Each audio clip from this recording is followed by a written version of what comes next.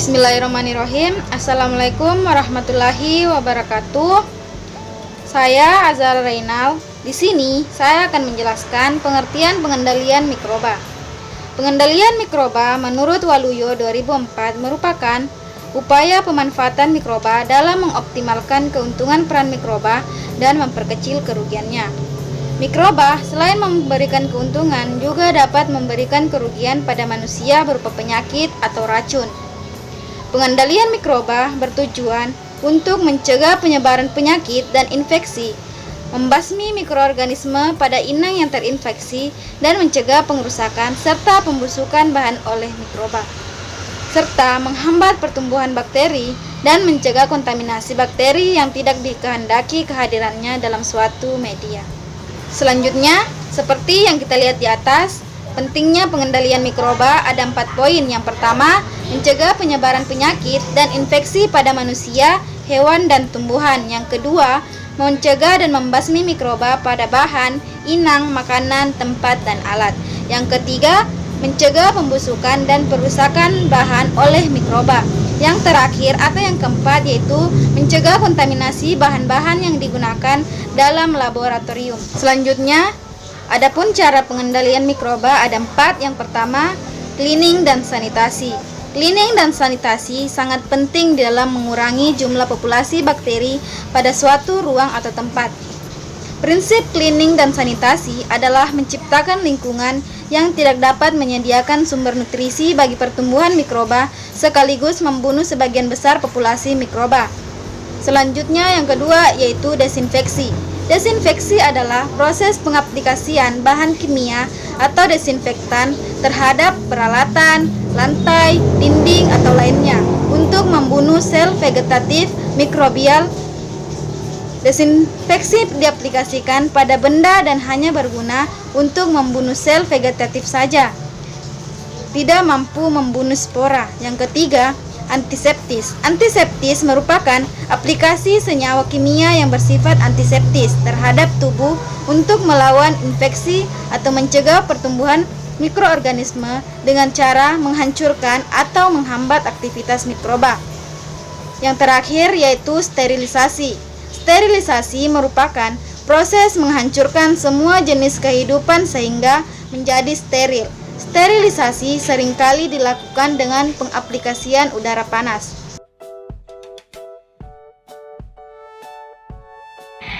Assalamualaikum warahmatullahi wabarakatuh. Saya Fira Rahmadani. Di sini saya akan menjelaskan mengenai metode pengendalian mikroba.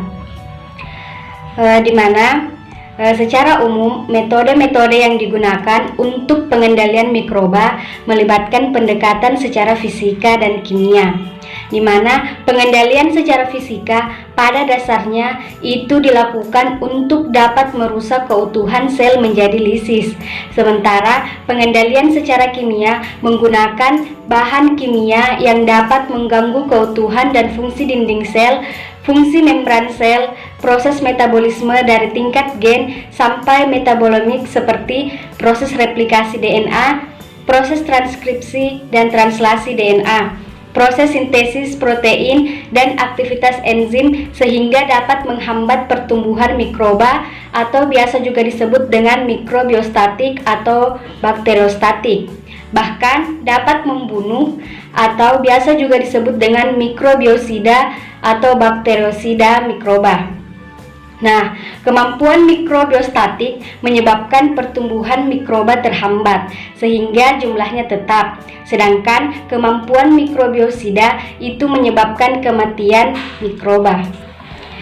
Selanjutnya di sini saya akan menjelaskan mengenai pengendalian secara fisika, di mana pengendalian secara fisika di sini terbagi atas beberapa kelompok. Yang pertama ada suhu. Nah, suhu ini terbagi lagi menjadi beberapa kelompok. Yang pertama ada suhu rendah, di mana 4-7 derajat Celcius, kemudian 0 derajat Celcius.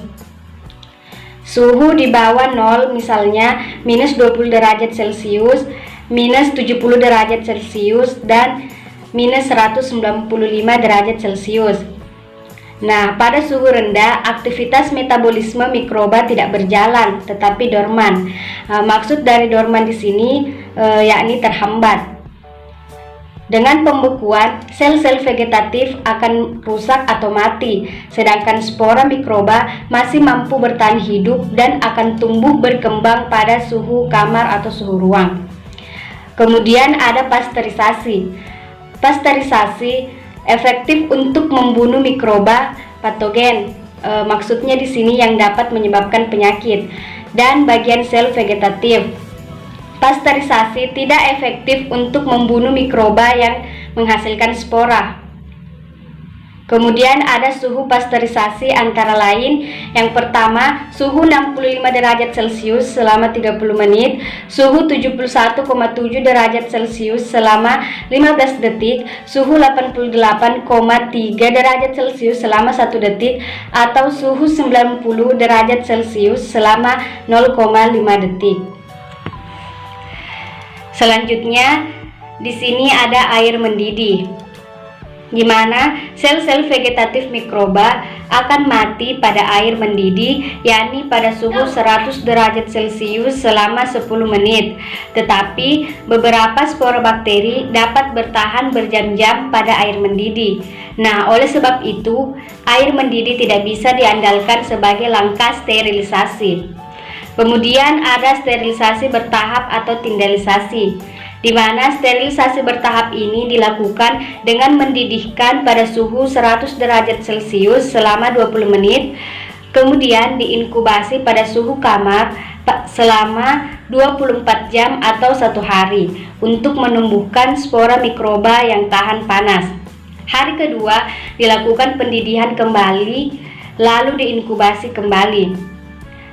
Selanjutnya pada hari ketiga dilakukan pendidihan lagi untuk memastikan semua spora mikroba telah tumbuh dan mati akibat pendidihan yang akhirnya menjadikan semua bahan menjadi steril.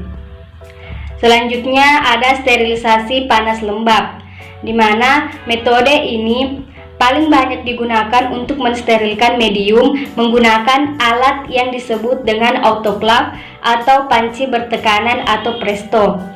Cara ini paling efektif untuk membunuh semua bentuk sel mikroba, baik sel vegetatif maupun spora mikroba. Dalam istilah steril, tidak ada kata setengah steril atau agak steril. Kemudian suhu pensterilan, di mana 121 derajat Celcius selama 15 menit untuk medium atau 20 menit untuk destruksi sel mikroba, 126 derajat Celcius selama 10 menit, 134 derajat Celcius selama 3 menit, dan untuk presto perlu penambahan waktu 5 menit untuk penembusan ke dalam medium yang disterilkan. Selanjutnya ada sterilisasi panas kering. Nah, alat yang digunakan itu biasanya adalah oven dengan suhu 160 sampai 170 derajat Celcius selama minimal 2 jam atau 120 derajat Celcius selama 4 jam. Metode ini paling banyak digunakan untuk sterilisasi alat-alat yang terbuat dari kaca dan logam. Selanjutnya yang kedua di sini ada pembakaran atau flaming. Cara ini digunakan untuk alat-alat yang segera digunakan, yaitu dengan membakar sampai merah bata. Alat yang biasa dibakar yaitu seperti jarum ose, pinset, batang kaca penyebar, dan lain-lain. Atau alat-alat yang tidak efisien disterilkan dengan oven atau autoclave.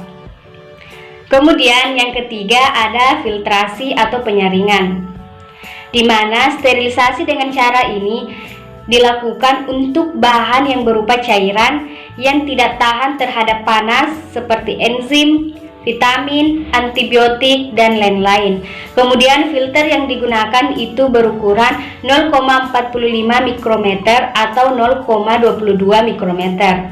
Kemudian yang keempat ada ultrasonik, di mana alat yang digunakan itu disebut sonikator. Prinsip kerja alat ini adalah dengan menghasilkan gelombang suara berfrekuensi tinggi untuk memecahkan sel-sel mikroba. Sterilisasi dengan cara ini masih kurang efektif karena masih perlu tindakan lanjutan untuk memastikan proses pensterilan.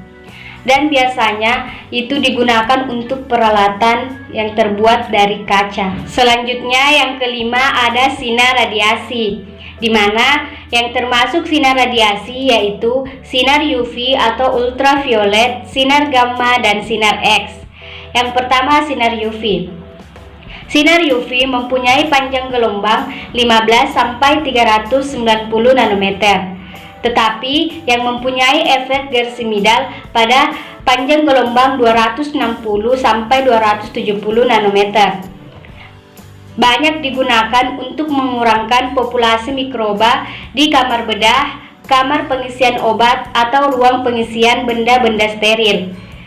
Kemudian sinar UV efektif bila bersentuhan langsung dengan mikroba atau benda yang disterilkan, dan tidak aktif bila terlindungi oleh benda lain walaupun transparan. Kemudian yang kedua ada sinar X. Sinar X bersifat letal bagi mikroba, mempunyai panjang gelombang pendek dengan energi yang tinggi, tidak efektif digunakan untuk mengendalikan mikroba secara rutin karena daya tembus yang besar. Sulit proses pengendaliannya dan perlu tenaga yang ahli. Kemudian sinar X ini banyak digunakan untuk proses mutasi gen mikroba atau jaringan tanaman. Kemudian selanjutnya ada sinar gamma. Sinar gamma ini memiliki energi yang lebih besar berbanding dengan sinar X. Efek mikrobiosidalnya lebih efektif daripada sinar X. Sinar gamma banyak digunakan untuk mensterilkan bahan-bahan yang tebal serta besar seperti kemasan peralatan kesehatan atau bahan makanan. Selanjutnya, di sini ada pengendalian secara kimia, di mana kelompok utama bahan kimia yang digunakan yaitu yang pertama ada fenol dan turunannya, yang kedua ada alkohol, yang ketiga ada halogen yang berupa fluor, klor, brom, dan yodium, yang keempat ada logam berat dan persenyawaannya, yang kelima ada deterjen, yang keenam ada senyawa amonium quaterner, yang ketujuh ada aldehid, dan yang kedelapan ada gas kemosterilisator. Selanjutnya di sini yang pertama ada senyawa fenol dan turunannya, di mana fenol atau asam karbolat itu pertama kali digunakan oleh Joseph Lister pada tahun 1865, di mana mekanisme kerja dari fenol yaitu mendenaturasi protein dan merusak membran sel mikroba.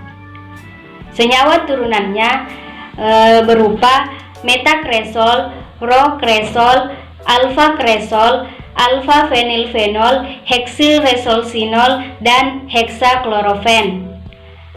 Dan aktivitas berkurang oleh adanya bahan organik, pH alkali, dipakai pada suhu rendah, dan adanya sabun. Kemudian, fenol ini digunakan 0,5% dalam bentuk asam karbolat, lisol 3%, domestos 1%. Bahan-bahan ini banyak digunakan sebagai desinfektan. Selanjutnya, yang kedua di sini ada alkohol dan turunannya. Etanol dalam konsentrasi 50-70% efektif untuk membunuh sel vegetatif mikroba dan yang tidak memiliki spora. Metanol sangat beracun. Bila terkena mata, maka dapat menyebabkan kebutaan, sehingga jarang digunakan. Metanol kurang bakterisidal berbanding etanol. Kemudian, propanol dan isopropanol dalam konsentrasi 40-60% itu berguna sebagai desinfektan kulit. Alkohol di atas 60% efektif terhadap virus, tetapi keefektifannya dipengaruhi oleh jumlah protein asing di dalam campuran. Kemudian mekanisme kerja dari alkohol dan turunannya yaitu mendenaturasi protein. Kemudian Yang ketiga, ada golongan halogen dan persenyawaannya, di mana senyawa golongan ini adalah fluor, klor, brom, dan yodium. Klor dan yodium paling luas penggunaannya. Yodium efektif terhadap bakteri, spora, jamur, dan virus. Yodium tincture dapat dibuat dengan mencampur 2% yodium, 2% natrium yodida atau kalium yodida dalam 50% alkohol. Yodium sering digunakan untuk mendisinfeksi kulit sebelum operasi.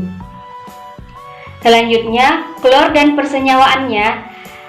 Kalsium hipoklorit atau CaOCl2 dan natrium hipoklorit atau NaOCl adalah nama lain dari kaporit. Pada konsentrasi 1%, natrium hipoklorit banyak digunakan sebagai desinfektan alat rumah tangga, sedangkan 5-12% itu digunakan sebagai pemutih dan desinfektan dalam industri pengolahan susu dan bahan pangan. Selanjutnya, yang keempat ada logam berat dan persenyawaannya, di mana yang paling sering digunakan yaitu Hg atau merkuri, Pb atau perak, As atau arsen, dan Cu atau tembaga. Mekanisme kerjanya adalah mendenaturasi protein. Desinfektan dengan bahan aktif logam berat sudah ditinggalkan atau dilarang karena berbahaya bagi manusia, hewan maupun lingkungan. Selanjutnya, yang kelima ada deterjen. Fungsi dari deterjen dapat menurunkan tegangan permukaan. Beberapa jenis sabun dan deterjen bersifat bakterisidal. Deterjen tidak efektif dalam air sadah. Secara kimiawi, deterjen itu dikelompokkan menjadi yang pertama deterjen anionik, di mana sifat deterjennya terletak pada anion atau asam. Contoh deterjen berbentuk cair yakni sunlight, mama lemon, sabun B29 dan lain-lain. Kemudian deterjen kationik. Sifat deterjennya itu terletak pada kationnya yang bersifat basah. Deterjen ini berbentuk serbuk atau tepung seperti etek, rinso, daya, dan lain-lain. Selanjutnya yang keenam ada amonium quaterner, di mana bersifat bakterisidal yang baik terhadap bakteri gram negatif, cendawan, dan protozoa, tetapi tidak pada virus. Contoh dengan merek dagang Sepiran, Pemerol, dan Seprin. Banyak digunakan sebagai antiseptik kulit dan sanitasi perusahaan pangan seperti industri susu, restoran, dan lain-lain. Next, yang ketujuh ada aldehid. Dua senyawa turunan dari aldehid, yang pertama glutaraldehid, di mana konsentrasi 2% dapat membunuh mikroba dengan spektrum yang luas untuk membunuh bakteri, jamur, spora bakteri, serta virus. Dia itu banyak digunakan untuk sterilisasi alat urologis, alat berlensa, dan alat-alat lainnya. Untuk mencapai steril itu diperlukan waktu yang lama. Kemudian yang kedua ada formaldehid. Berbentuk cair dengan kandungan 37-40% yang sering disebut formaldehida. Formalin memiliki antimikrobial yang cukup tinggi. Uap formalin dapat digunakan untuk mensterilkan benda dalam ruangan yang terkondisikan. Tetapi efek negatifnya adalah dapat menimbulkan iritasi dan uapnya itu berbahaya. Selanjutnya yang kedelapan ada gas kemosterilisator, etilen oksida, di mana bahan plastik yang tidak tahan panas dan kelembaban tinggi dapat disterilkan dengan gas ini. Pada suhu 10,8 derajat Celcius itu berbentuk cair, sedangkan di atas suhu tersebut akan mudah menguap. Uap etilen oksida sangat mudah terbakar, meledak, dan beracun, meski dalam konsentrasi yang rendah. Untuk itu, cara menghindarinya dapat dicampurkan dengan karbon dioksida atau diklorofluometan.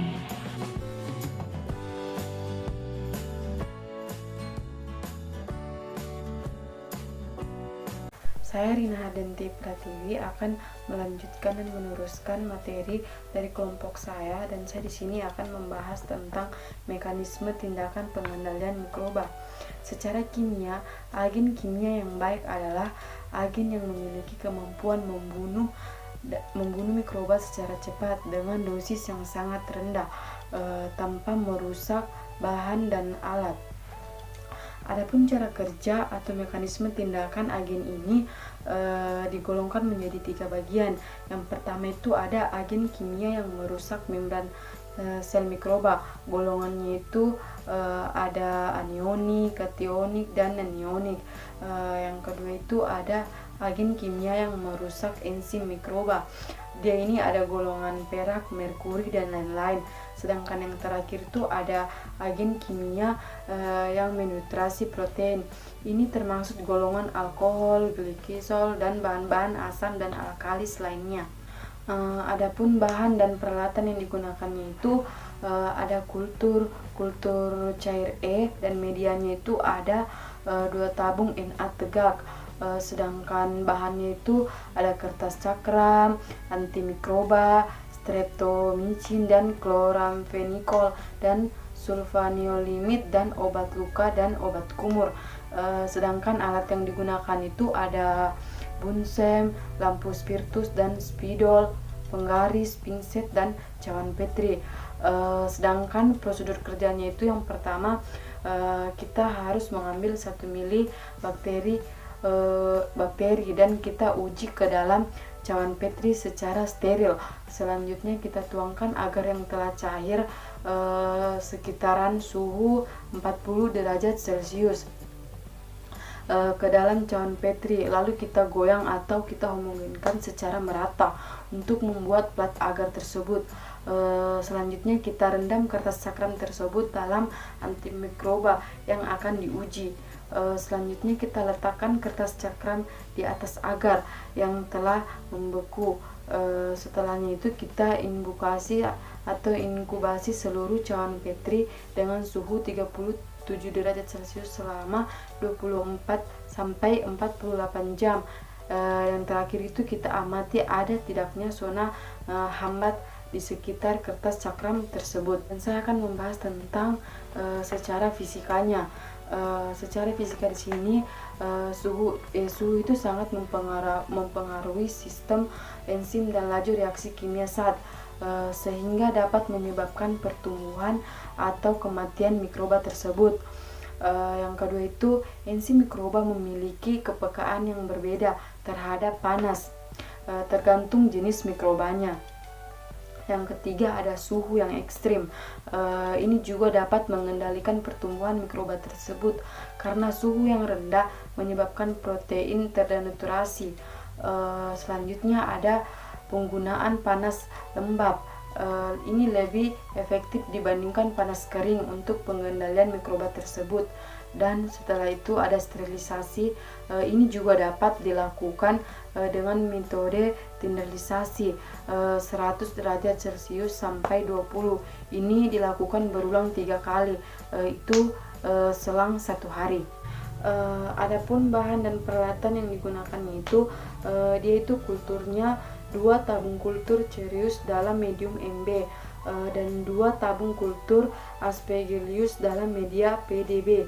Sedangkan medianya itu dia 2 tabung Na miring dan 2 tabung PDA miring. Adapun alatnya itu dia itu menggunakan bunsen, lampu spiritus, dan penangges air, dan ada kaki 3, asbes, dan termometer, jarum inokulasi sama dengan cawan petri dan spidol. Adapun prosedur kerjanya itu yang pertama kita harus siapkan water bath suhu 80 dan 100 derajat Celcius. Setelah itu kita masukkan kultur untuk masing-masing variasi suhu selama 15 menit. Yang ketiga itu kita subkan kultur dan inokulasikan masing-masing kultur ke media miring Na dan PDA. Selanjutnya kita inkubasi pada suhu 37 derajat selama 24 jam sampai 48 jam untuk bakteri, dan pada suhu ruang selama 4-5 hari untuk fungsinya. Yang kelima itu kita amati dan tidaknya pertumbuhan mikroba pada masing spesies dan masing suhu perlakuannya.